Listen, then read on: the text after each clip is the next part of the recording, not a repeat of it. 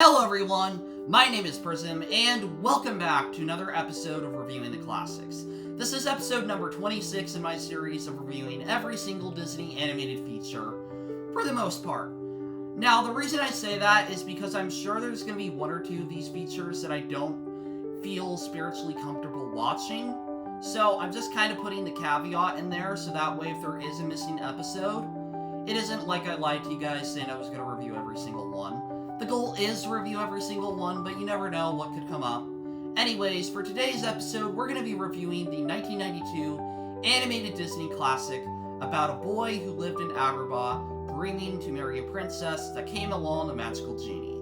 I'm, of course, talking about Disney's Aladdin. You ain't never had a friend like me. Now, this film story tells a tale of a man named Aladdin that's lived on the streets ever since his childhood. He lives in the city, having to steal to eat, having to outrun the guards, and really just kind of living down on his luck. He's someone who seeks to have a greater life, but is kind of grateful with where he is, in a way. He obviously would like to be off the streets, but he's also not complaining all the time about his situation. But one key point about Aladdin is his heart. Even when he gets food for him and his monkey Abu, he's willing to give it up in order to help the children on the street that have nothing to eat. And I think that's something really special that this film has. I'm not talking about the concept itself, but that it takes time to show you Aladdin's character in these small and subtle ways. Because the beginning of the film shows you, hey, he's a fun guy, steals to eat, whatever, fun musical number. But really, at the end of the day, what makes Aladdin special is his heart. That's why he won the love of the princess, because of his heart. Yes, he stole. Yes, he outrun the guards. Yes, he's on the streets. He's a street rat, as they would call him. He isn't actually, but that's what they call him. But the main idea is he's down on his luck. He isn't really that attractive in terms of situation. And I think that's something really important that Aladdin tries to face.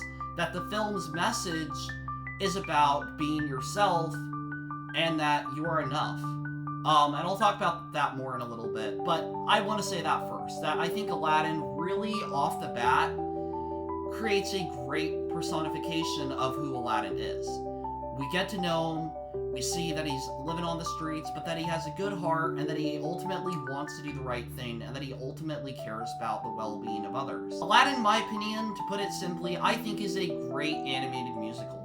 The music is composed by Alan Menken and Howard Ashman, and I believe there was another composer, I don't remember who it was, but I should say that Howard Ashman did not finish his work on the film. Howard Ashman died during the production due to AIDS, which he had been suffering with for years, and he's remembered for what he did for Disney Animation. There would be no Disney Renaissance without Howard Ashman. He's really the one that instructed the theory of musical theater into the Disney animation formula. He changed Disney animation even after his passing for so many years. These would be methods that the Disney company would use for over a decade, and they would come back and use these methods of musical storytelling. I mean, think back to Frozen, to Encanto. All of these films don't have Howard Ashman or Alan Menken, but they still have the same musical principles. And they also still have great Disney animation. But going back to Aladdin, I think it's a great animated film.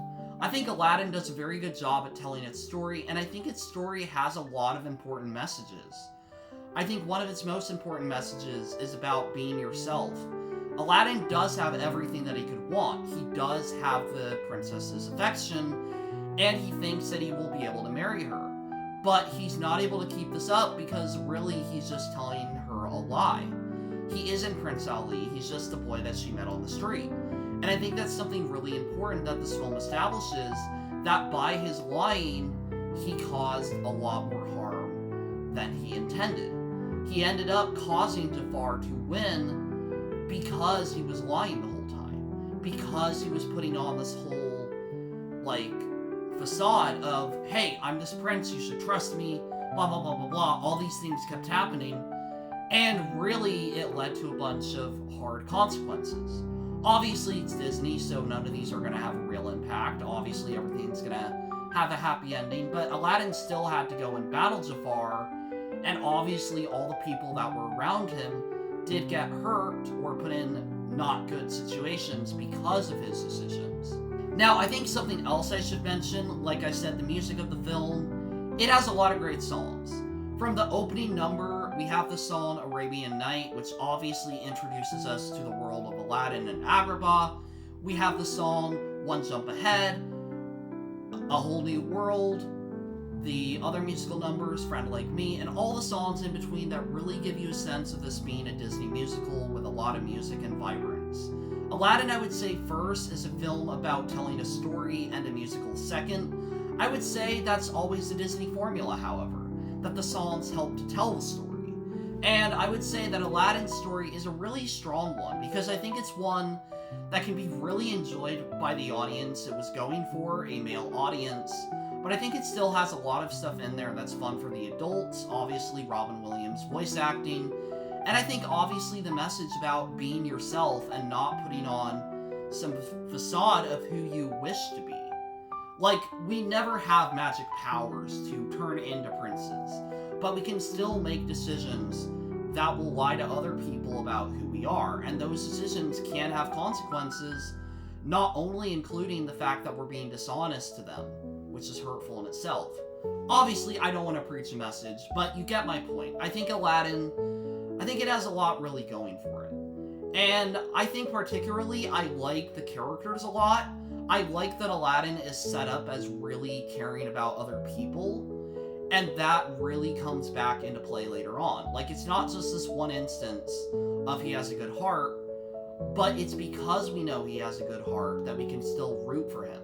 We know that at the end of the day, he still cares about other people, and he's just making a mistake. He's just making the wrong choices, and that eventually he's going to have to learn what those choices will cost him.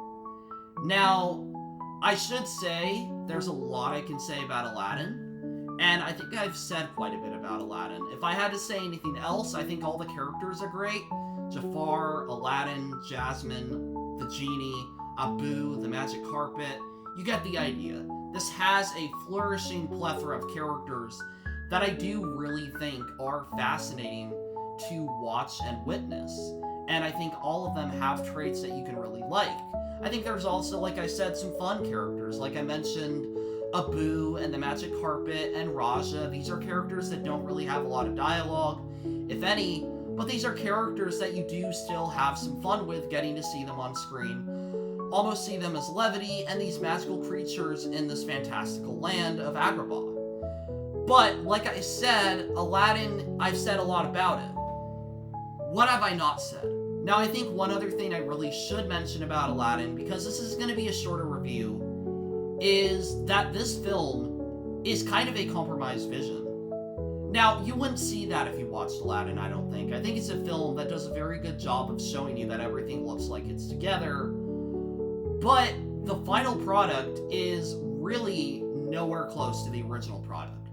The original version of Aladdin had him with 3 friends, you had his mother, you had a lot more themes in this. Really, the original version of Aladdin was a lot more personal. And the way I can say that is his mother.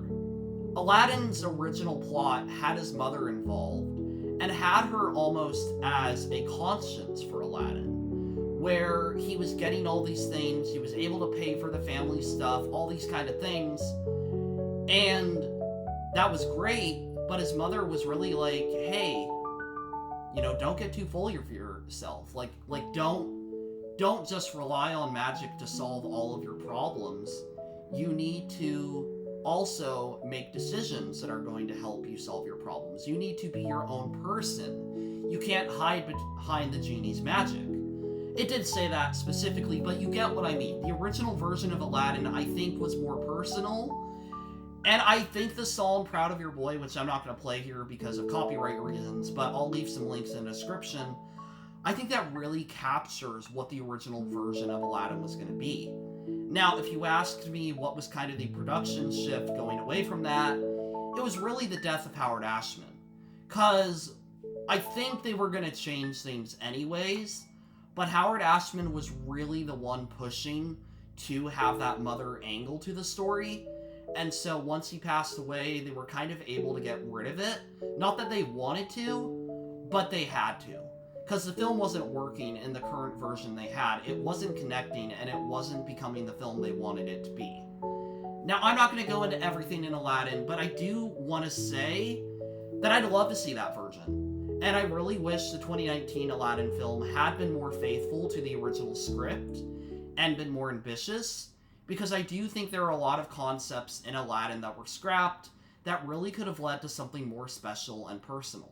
Because I think one of the closest bonds a person can have is with their parents, whether that be their mother or their father.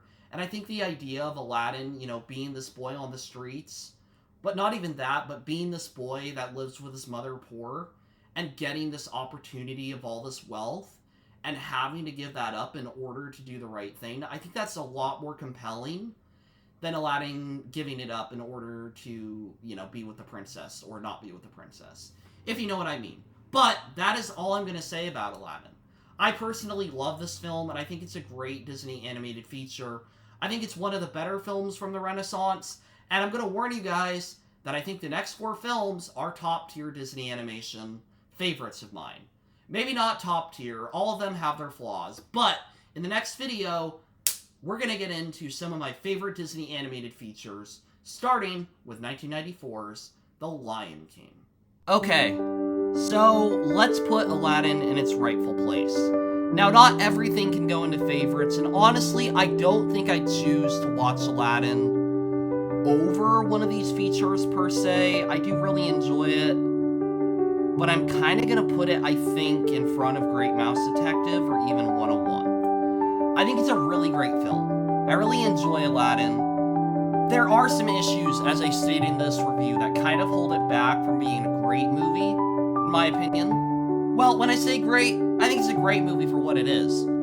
I think it's got a lot of problems that make it not be an actually great movie, if you know what I mean. But I think it belongs in its right place in the A category, and that's where I'm going to put it. So guys, I hope you all enjoyed this. I'll see you all in the next video when we go to the jungle to talk about Disney's 1994 masterpiece, The Lion King. Bye!